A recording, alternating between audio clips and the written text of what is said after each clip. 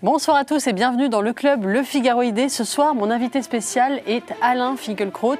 Le philosophe et académicien publie un recueil de 7 de ses livres sous le beau titre de La modernité à contre-courant. Homme de gauche, il est aujourd'hui qualifié par beaucoup de réactionnaire. Il nous dira s'il se sent toujours progressiste ou bien s'il assume désormais l'étiquette de conservateur. Enfin, un an après le 7 octobre, nous lui demanderons quel est son lien particulier et intime avec Israël et qu'est-ce qu'il pense de la situation des Juifs en France. Bienvenue dans le club Le Figaro Idée avec mon invité spécial Alain Finkielkraut.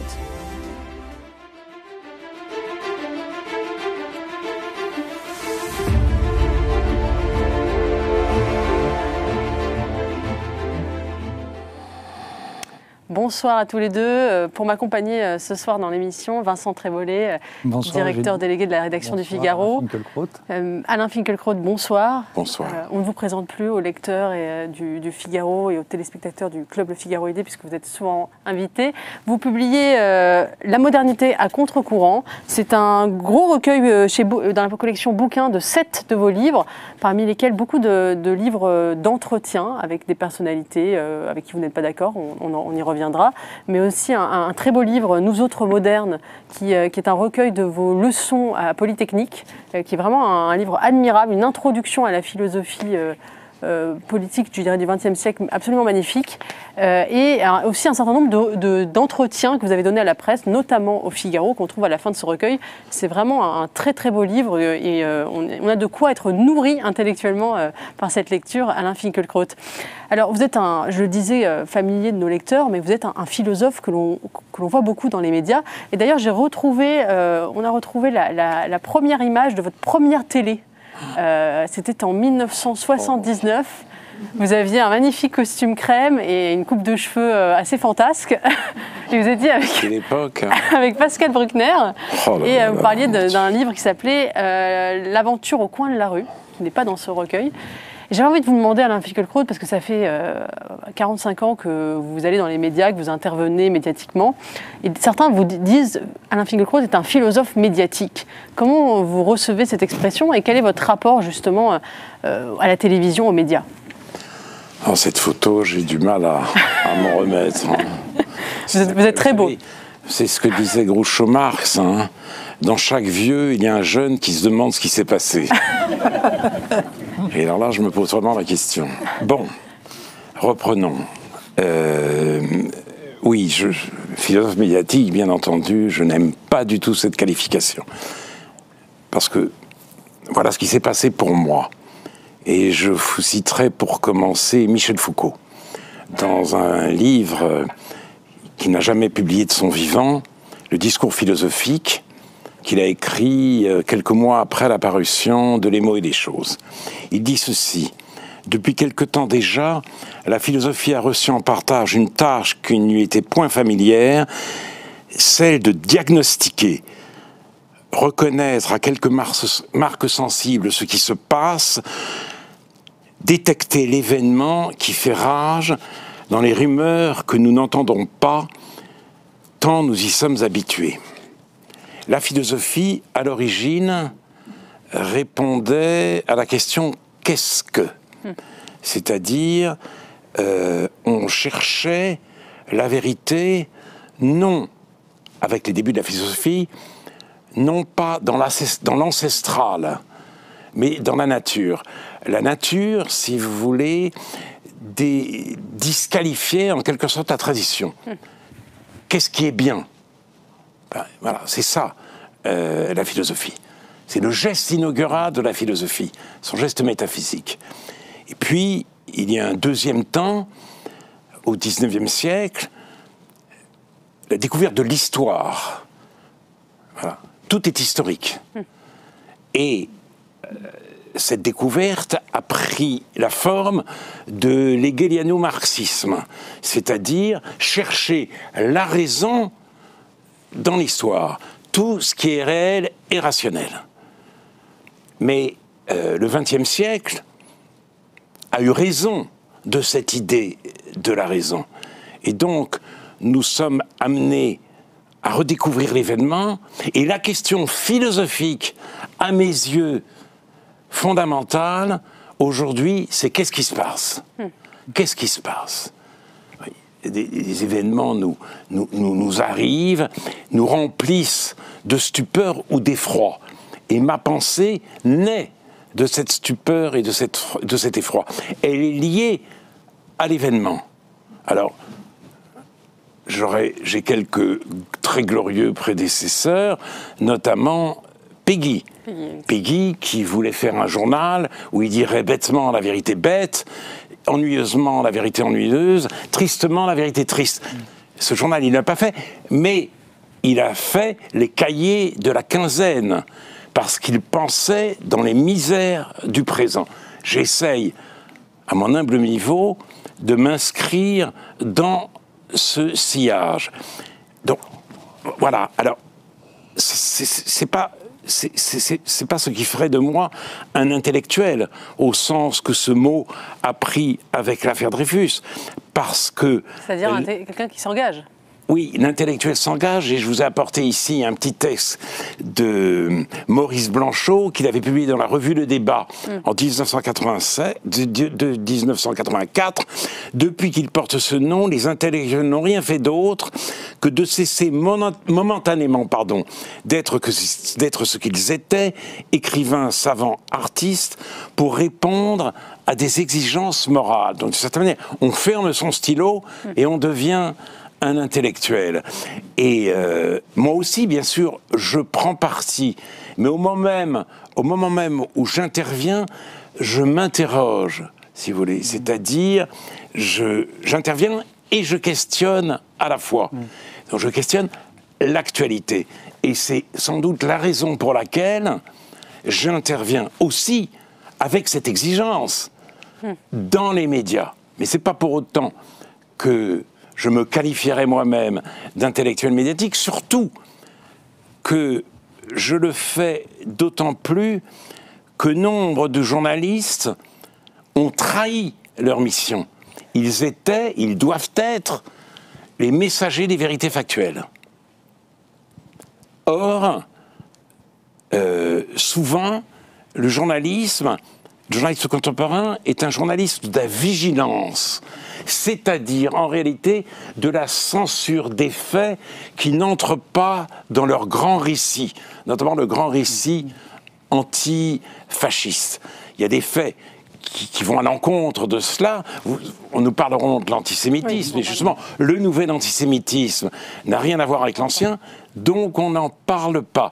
Donc c'est la raison pour laquelle aussi j'interviens comme je le fais. Je ne suis pas médiatique, mais je m'en prends à une certaine pseudo-vigilance médiatique. Je m'arrête. Vincent Trémollet. Or, votre œuvre et vos livres, vous avez, on peut dire, deux types d'interventions médiatiques. Il y a d'abord votre émission Réplique, qui est une émission patrimoniale dans le sens où elle développe un regard sur le monde et sur l'événement de façon très, très profonde et intemporelle. Et puis, il y a vos interventions dans la sphère de l'immédiateté, dans les misères du présent de l'immédiateté. Et ça, vous avez vu quand même en 40 ans, on est passé d'apostrophe à l'information continue, aux réseaux sociaux. Quel regard vous portez là-dessus? Est-ce que vous pensez qu'il est encore possible de penser l'événement au temps de l'info continue, du breaking news, de l'image triomphante de Twitter? Il est vrai que c'est très difficile. Alors je me protège comme je peux, c'est-à-dire, oui, je regarde les émissions sur les chaînes d'information continue, je zappe. Je précise que vous n'avez pas de téléphone portable. CNews, BFM et LCI. Et d'ailleurs, c'est utile. C'est utile parce que souvent émergent sur l'une ou l'autre de ces chaînes des faits dont le service public ne rend pas compte et dont ne rendent pas compte des journaux comme Le Monde ou Libération.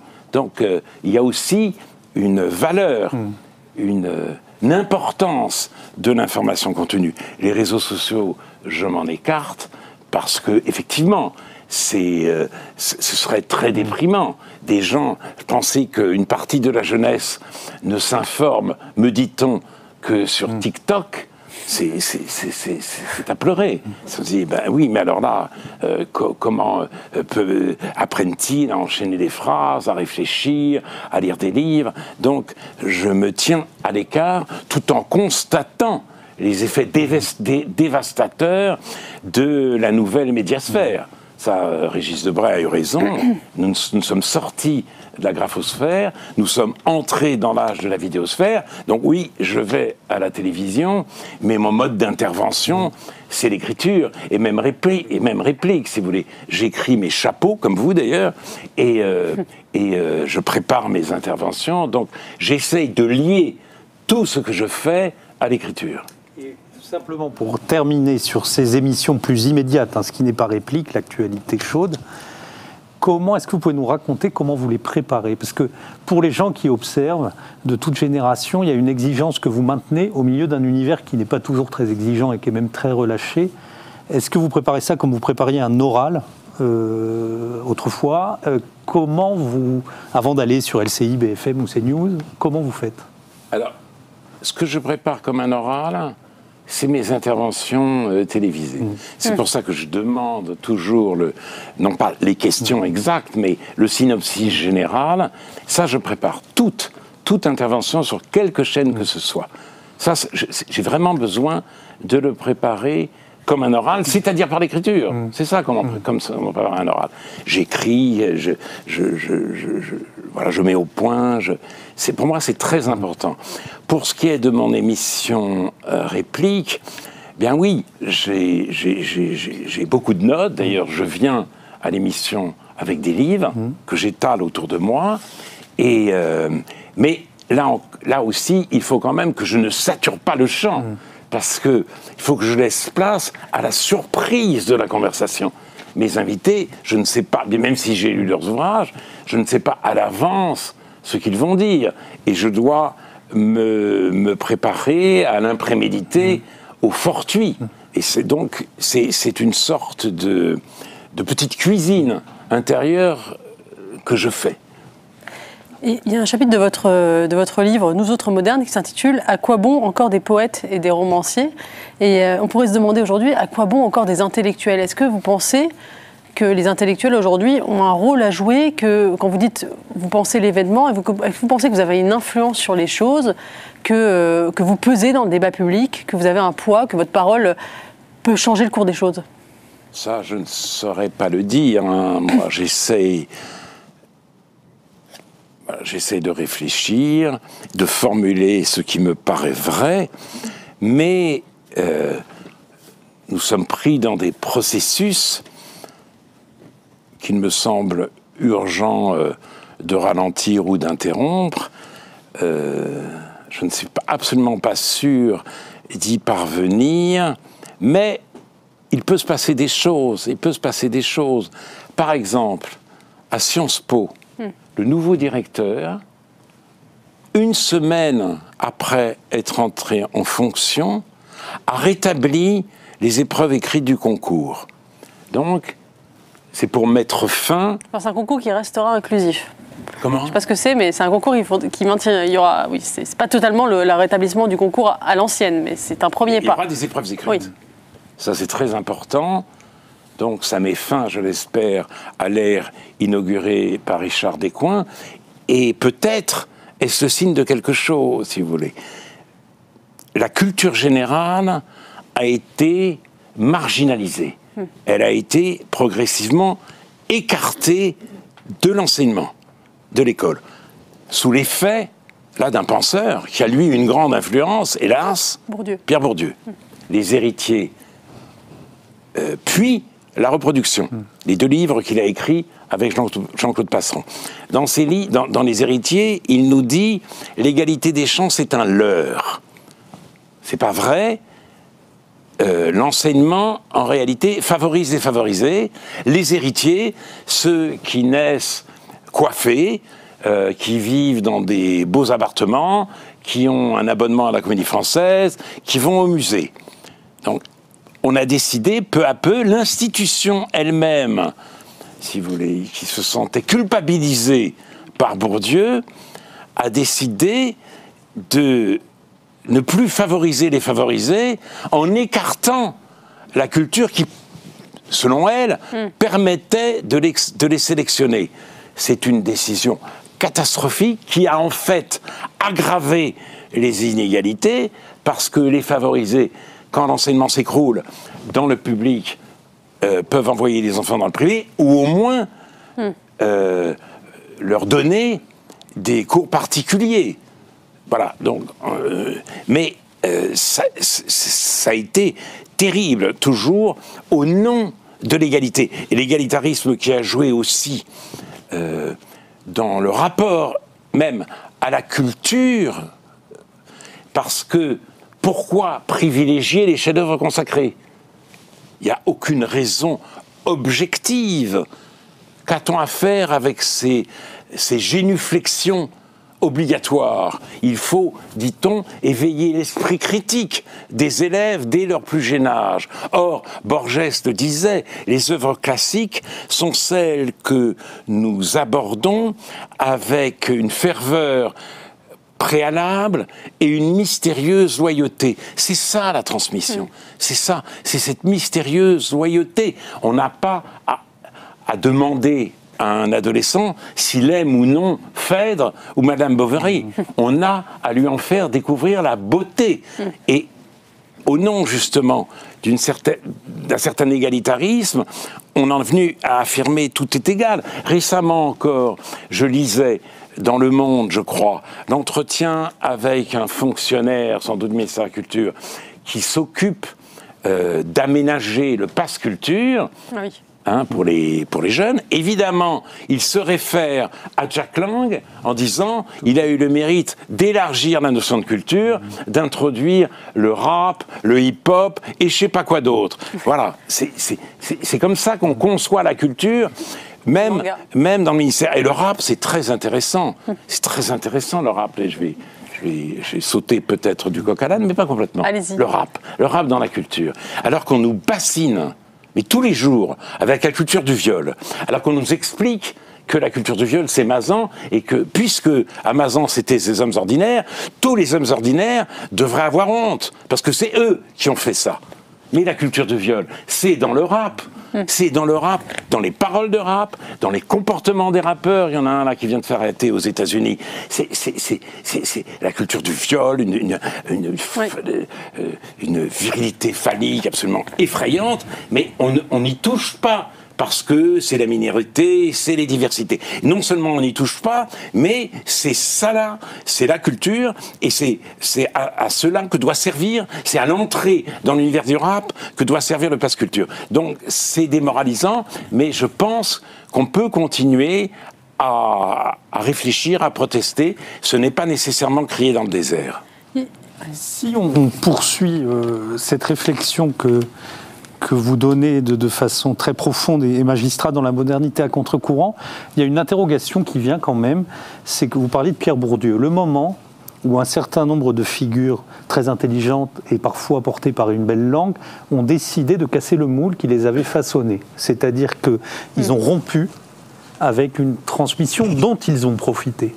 Et donc ils l'ont fait avec plus de talent que leurs épigones. Vous avez assisté comme observateur, comme étudiant, à ces moments-là, vous en avez goûté beaucoup. Il y a une part que vous conservez.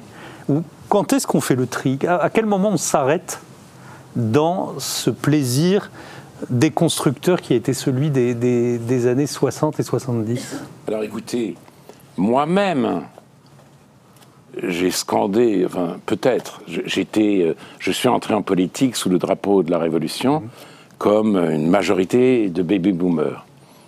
Donc j'ai dû crier « Cours camarade, le vieux monde est derrière toi ». J'ai pensé l'histoire comme une lente émancipation à l'égard des contraintes du passé, des pesanteurs. Et puis, mon évolution s'est faite, je l'ai déjà dit, j'ai certes vieilli, mais en fait, je suis passé d'un printemps à l'autre. Même si je suis à l'automne de ma vie, je suis dans mon deuxième printemps. Il y a eu le printemps parisien, j'étais l'un des acteurs anonymes, rien de spécial. Et puis, il y a eu pour moi la découverte du printemps de Prague, notamment par Milan Kundera.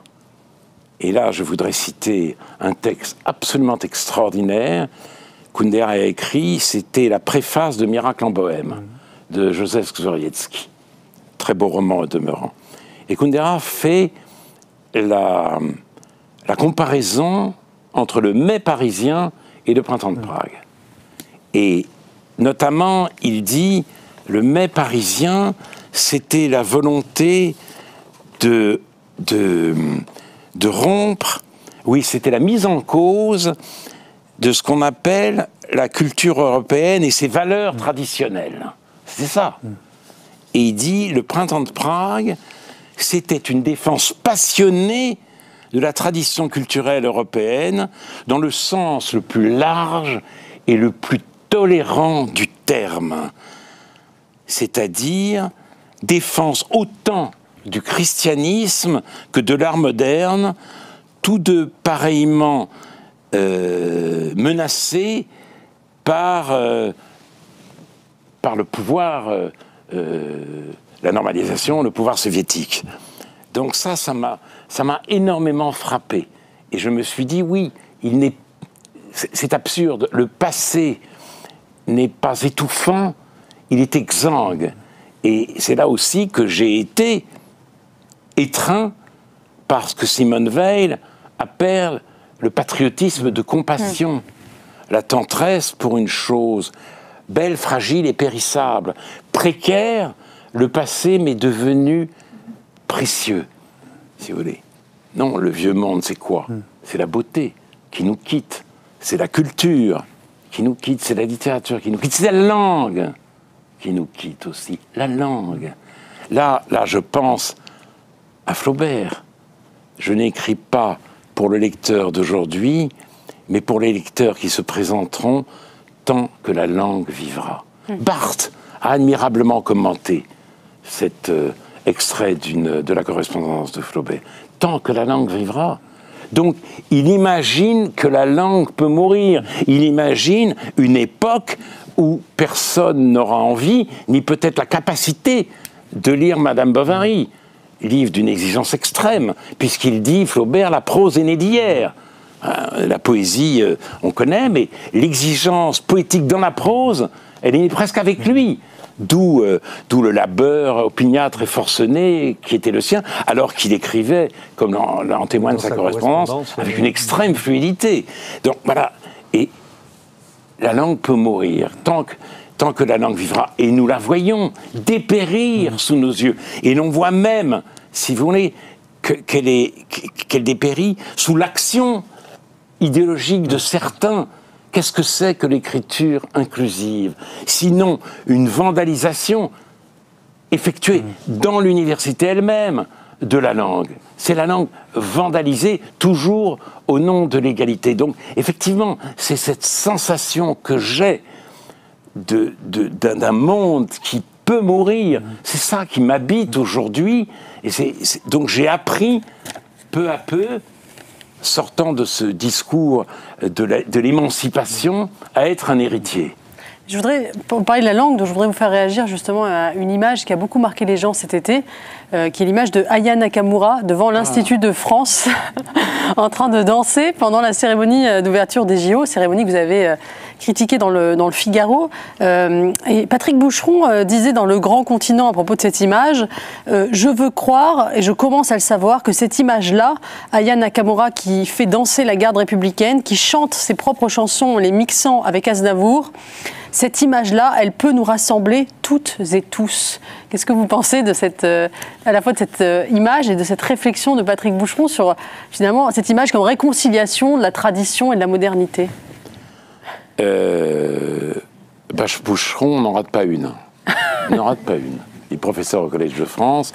Il nous a fait une histoire mondiale de la France absolument géniale, où toute la culture française est abolie. Pas un grand peintre, pas un grand penseur, pas un grand écrivain français. Et il nous dit que tout ce qui est bien en France nous vient de l'étranger. La France mondiale, c'est pas le rayonnement de la France, c'est la France suscitée par le monde et qui peut donc aujourd'hui s'y noyer complètement. Et Et alors là, j'adore aussi nous rassembler toutes et tous. Toutes et tous. C'est-à-dire, ça, c'est l'écriture inclusive à l'oral. Et le président de la République, c'est le meilleur exemple. Chacune et chacun, toutes et tous, celles et ceux. Mais c'est complètement dingue, le celles et ceux. C'est dingue. Mais qu'est-ce que ça veut dire? Vous savez, c'était le neutre. Quand on disait les voyageurs, si vous voulez, les voyageurs doivent rester dans le train parce que la voiture s'est arrêtée momentanément. Les voyageuses disent pas on m'a exclu, je vais descendre. Mais non, les voyageuses savent que oui, c'est des voyageurs comme les autres. Enfin, c'est le neutre. Mais ça n'existe plus parce que c'est une sorte d'invisibilisation des femmes. Quant à l'image de Aya Nakamura, elle était absolument concernante. Ce qu'elle chante, d'abord, on ne le comprend pas. C'est quand même, personne n'a jamais compris ses chansons. J'ajoute qu'elle a été condamnée pour violence conjugale. Et voilà. Et en plus, on l'a fait, c'était ça, la gloire, sortir de l'Institut. Oui, de l'Académie. C'est-à-dire l'Institut, on est là pour défendre la langue française, et tout d'un coup, c'est Aya Nakamura qui reprend le flambeau. Alors que son rapport à la langue française est pour le moins distendu. Mais qui sommes-nous, nous, les académiciens? Des vieux cons. D'ailleurs, certains académiciens, hélas, ont intériorisé ce reproche. C'est un peu comme l'éducation nationale avec Bourdieu. Donc, dès qu'il s'agit de défendre la langue, il y a toujours un académicien ou deux ou trois qui disent non, il faut justement respecter dans la langue le principe d'hospitalité. Sinon, ça va être rétrécissement, on n'est pas la France, etc., etc. Donc, et d'ailleurs, je rappelle que, justement, à l'Académie française, un communiqué avait été rédigé sur l'écriture inclusive, où on disait qu'elle faisait courir un péril mortel à la langue. Une humoriste avait dit, à ce moment-là, le seul péril mortel à l'Académie, c'est la prostate de ses membres. C'est gentil pour nous. Mais voilà. Donc, nous sommes des vieux schnocks. Et la défense de la langue française, c'est tout ça. C'est l'apanage des vieux, des boomers qui nous ont bassinés assez longtemps et qui feraient mieux de disparaître. Mais Alain Finkielkraut, on vous qualifie aujourd'hui beaucoup de réactionnaires dans certains médias. Est-ce que vous assumez l'étiquette aujourd'hui de conservateur? Est-ce que vous décririez comme un conservateur ou bien comme un progressiste lent ou un moderne contrarié? Comment vous... Même, j'ajouterais, Eugénie, Non. Marcel Gauchet, dans une émission sur France Culture avec vous, vous a dit « Mais de toute façon, nous sommes réactionnaires, on n'y peut rien ». Il vous mettait, lui, oui, et vous, il se mettait, lui et vous, dans cette... C'est une qualification que je ne reprends pas à mon compte, bien sûr, puisque réactionnaire, ce mot est né après la Révolution française, et il désignait ceux qui pensaient que la Révolution, dans son ensemble, c'est-à-dire 89 comme 93, avait été une catastrophe. Donc, la pensée réactionnaire a ses lettres de noblesse. C'est Edmund Burke, les réflexions sur la Révolution française, qui sont un texte absolument magnifique. D'ailleurs, il y a une édition en poche admirablement préfacée par Philippe Reynaud. Et un penseur plus radical, génial et un peu fou, Joseph de Maistre. Mais moi, je me nourris encore de la lecture de Burke. Et le débat sur la Révolution entre Thomas Paine et Edmund Burke, débat au cœur du libéralisme, est un débat absolument magnifique. Donc, je n'ai aucun mépris pour la pensée réactionnaire au sens propre. Mais je me sens un héritier aussi de la Révolution française, de la Déclaration des droits de l'homme, de l'idée de l'égalité de tous, et aussi de cette espèce d'effervescence, d'ailleurs célébrée par Tocqueville lui-même, dans cette période révolutionnaire où tout le monde parlait à tout le monde. Bon, ensuite, il y a eu la terreur, et pour moi, la révolution n'est pas un bloc, mais je ne suis pas réactionnaire au sens littéral du terme. En plus, je n'aime pas l'emploi de ce mot.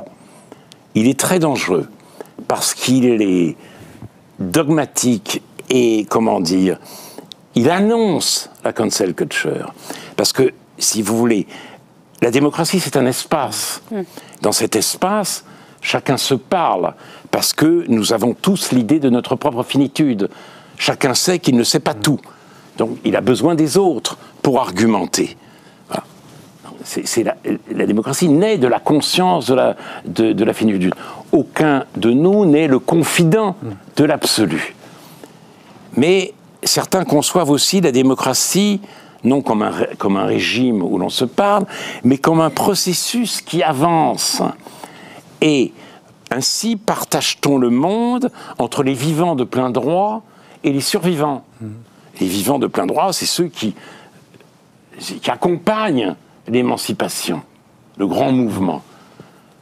Les survivants, ceux-là, si vous voulez, c'est des yaourts qui ont dépassé leur date de péremption. Donc, voilà. Pourquoi continuent-ils à vivre? Puisqu'ils s'inscrivent dans une histoire qui est morte. Ce sont des morts vivants. C'est ça que veut dire l'accusation de réactionnaire.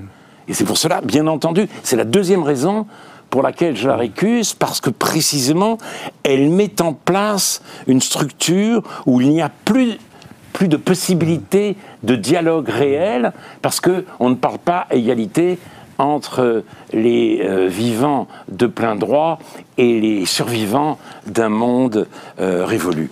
Quant à être conservateur, oui, bien sûr, et pourquoi pas? Moi, je me réfère souvent à ce texte de Kolakowski, j'ai déjà cité, mais qui a été pour moi, et qui a encore la pensée d'Europe centrale.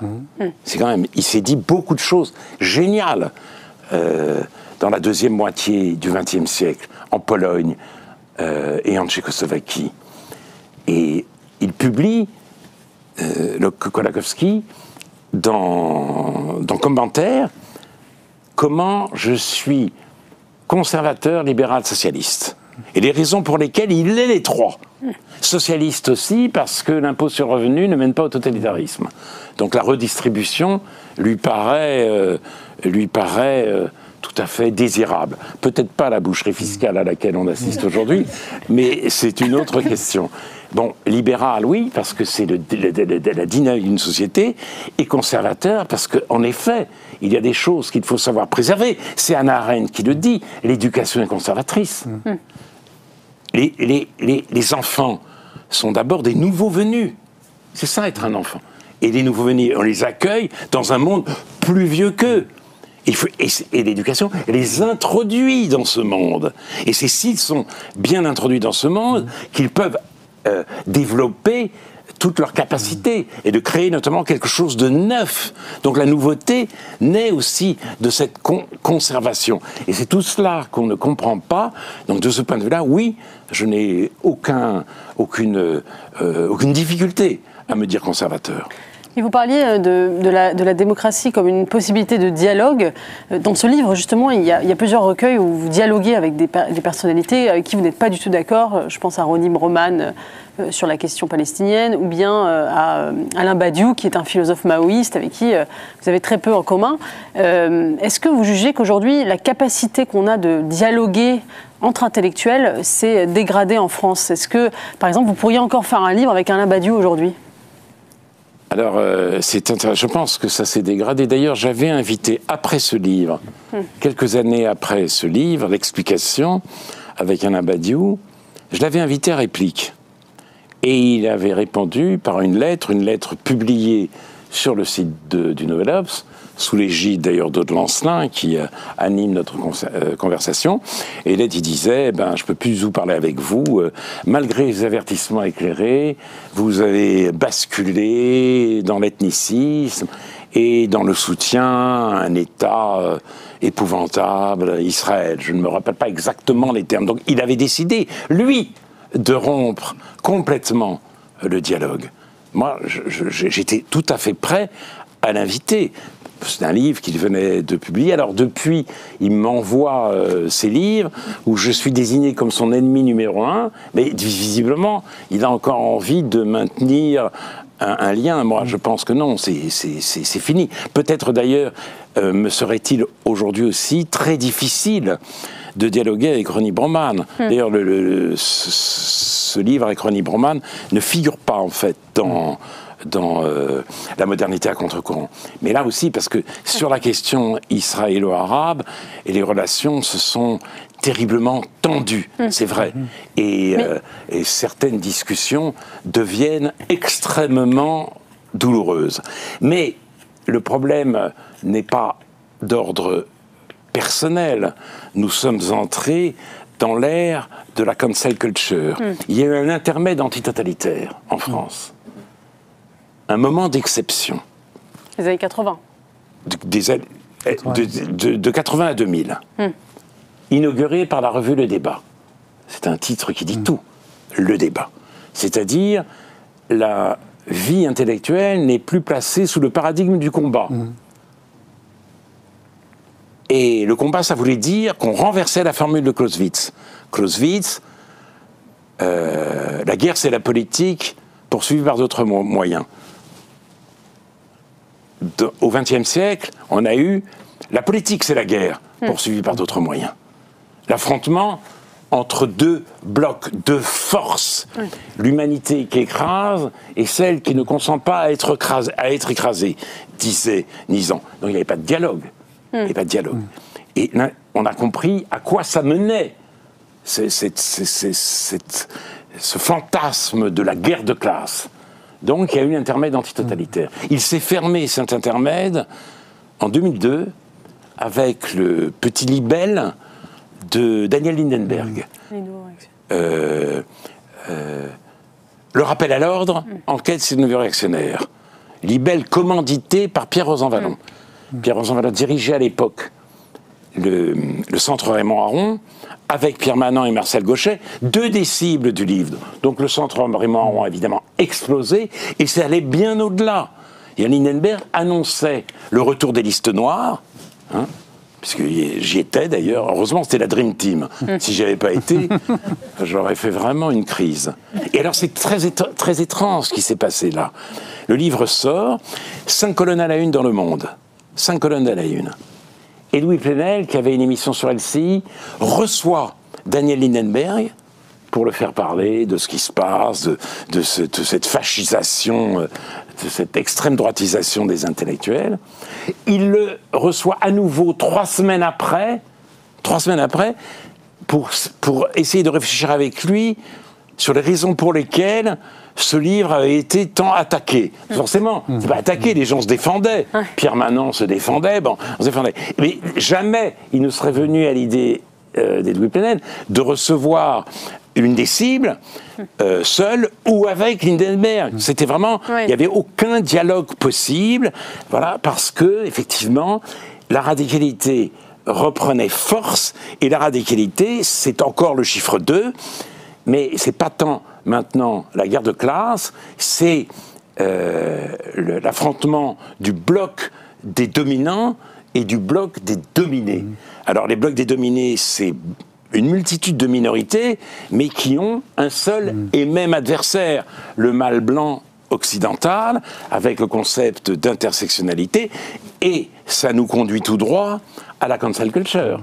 C'est-à-dire, on invisibilise, on élimine, on annule ceux avec qui on n'est pas d'accord, et on en a eu un exemple tout récent, avec un livre dont vous avez très bien parlé, Eugénie Bastier, le livre d'Aurélien Bélanger, Les derniers jours du Parti socialiste. C'est une histoire, donc, en fait, du printemps républicain, qui apparaît sous un autre nom, et qui serait coupable d'avoir fait basculer le Parti socialiste d'abord, la France tout entière ensuite, dans l'islamophobie et le fascisme. La thèse est absurde. Le Parti socialiste s'est mis sous la tutelle de la France insoumise, c'est-à-dire d'un parti anti-laïque, le printemps républicain c'est la laïcité, et antisémite. Mais surtout, il se vante partout, son auteur, d'avoir voulu canceller les gens du printemps républicain, les invisibiliser. Et quand il s'en vante où? Il s'en vante où? Au Nouvel-Obs, au Monde, à Libération, aux Inrocks. Et il est accueilli comme le Messie.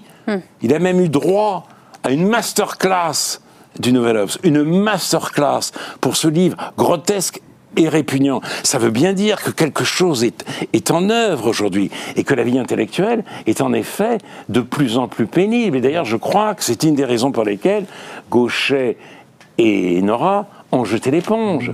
L'esprit est de moins en moins au débat, c'est-à-dire à la conversation, à la recherche à plusieurs voix de la vérité. Alors j'essaye, moi, de maintenir le cap, mais je sens que c'est très difficile. Et d'ailleurs, je suis persona non grata dans toutes les universités françaises. Pas une université ne m'inviterait aujourd'hui. Je suis allé à Sciences Po sous protection policière. Peut-être le directeur, là, serait d'accord, mais aucun professeur ne prendrait le risque de m'inviter.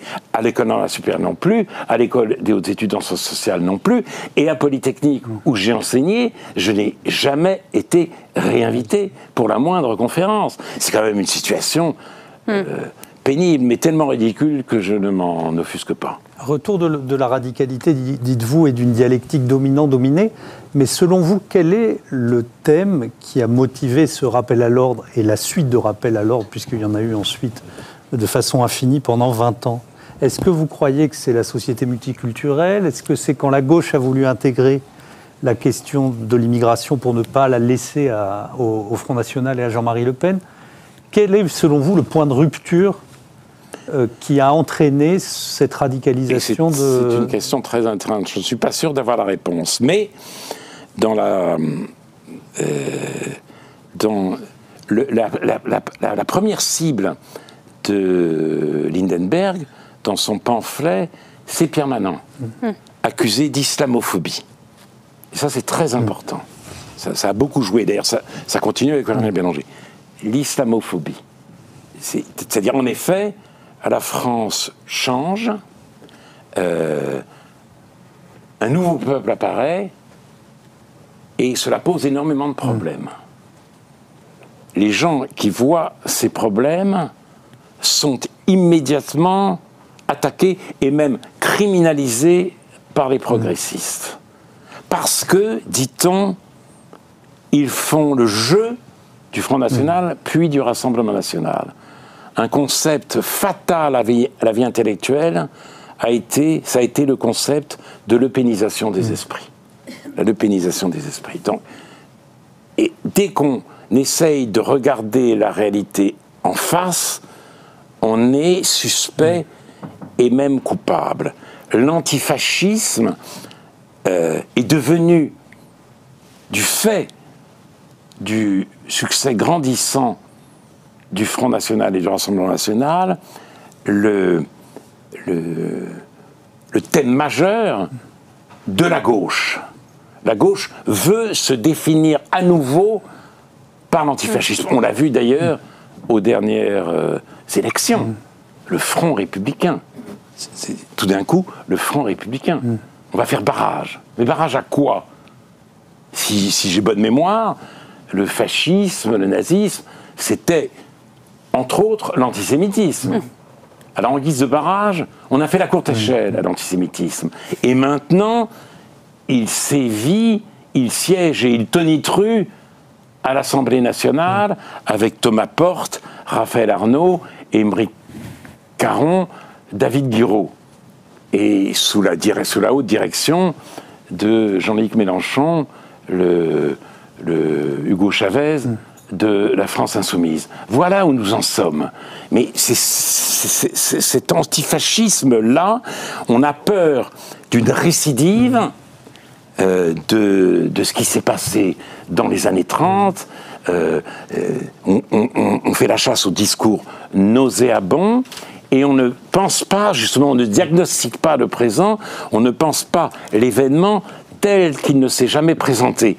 Et l'analogie la plus fréquente, c'est l'analogie entre le juif d'hier et le musulman d'aujourd'hui. L'islamophobie, dit-on, dans ces cercles, a succédé à l'antisémitisme. Moyennant quoi, évidemment, on fait l'impasse sur le nouvel antisémitisme qui est, si vous voulez, lié à l'immigration massive que nous connaissons. Mais je crois que c'est là qu'il faut chercher la clé, le tournant. Le point de bascule.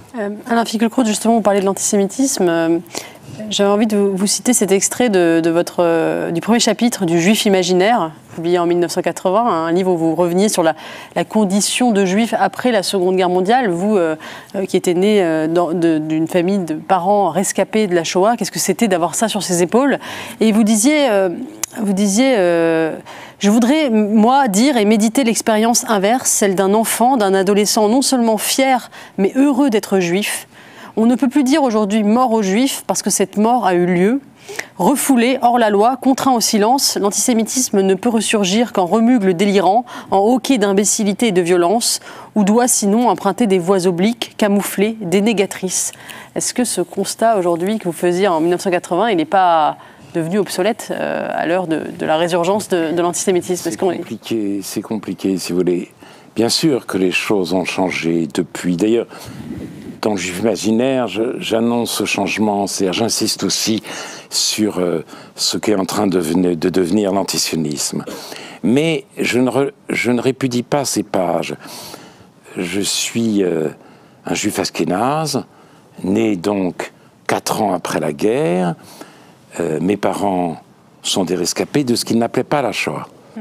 Jamais. Mon père disait Auschwitz. Donc, où il avait vécu 3 ans, mais Auschwitz comme métonymie, c'est Auschwitz.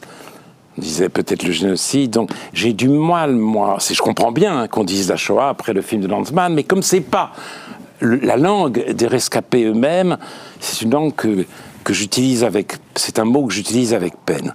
Donc oui, il y a eu ça, et ils ont perdu toute leur famille. Être un juif ashkénaze né après la guerre, c'est n'avoir pas de grands-parents. C'est ça qui nous dit ça. Et d'une certaine manière, c'est un vide immense, parce que mes parents n'étaient pas du tout des juifs traditionnalistes.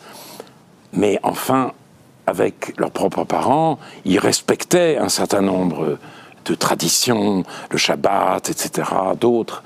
Et ne vivant plus sous l'œil de leurs parents, c'était complètement fini. Fini. Donc non seulement je n'ai pas été élevé dans l'étude et l'observance, mais j'étais un juif ignorant, totalement ignorant, et en même temps obsédé.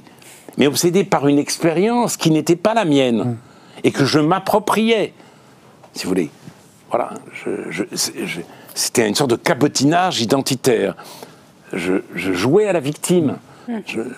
J'étais comme un déporté. Oui, sauf qu'on n'est pas déporté de génération en génération. Juif de génération en génération, c'est même ce qui qualifie le judaïsme. Donc voilà, alors j'ai voulu, comme on dirait aujourd'hui, déconstruire ce comportement qui n'était pas seulement le mien, et c'était très important pour moi, découvrir une autre manière d'être fidèle, ne pas me prendre pour une victime, et ça continue. C'est-à-dire, ce qui se passe aujourd'hui est terrible, mais n'a rien à voir avec ce qu'ont vécu mes parents, mon père déporté de France, ma mère en Pologne, qui se réfugie dans la gueule du loup, c'est-à-dire en Allemagne, dans un laboratoire, sous un faux nom, etc., qui fuit l'Allemagne dans des conditions terribles et qui se retrouve ensuite en Belgique. Enfin, tout ce qu'ils m'ont raconté, la manière dont leurs proches sont morts, la sœur de ma mère, son mari et son neveu qu'elle adorait, tués dans les forêts polonaises par des partisans polonais. Tout ça, j'en porte l'héritage, mais c'est pas moi. Et je continue à dire, ce n'est pas moi. C'est important justement de préserver cette distance. C'est une manière, justement, je crois, de rester honnête. Mais d'un autre côté, je vois bien ce qui se passe aujourd'hui. L'antisémitisme, tel qu'il sévit, n'a plus honte. N'a plus honte. D'abord, celui qui nous vient du Moyen-Orient, parce que celui-là ne se sent redevable de rien, oui. Et donc il se déchaîne sans aucune mauvaise conscience, mais aussi cet antisémitisme est relayé par la France insoumise et par un certain nombre d'intellectuels et d'universitaires.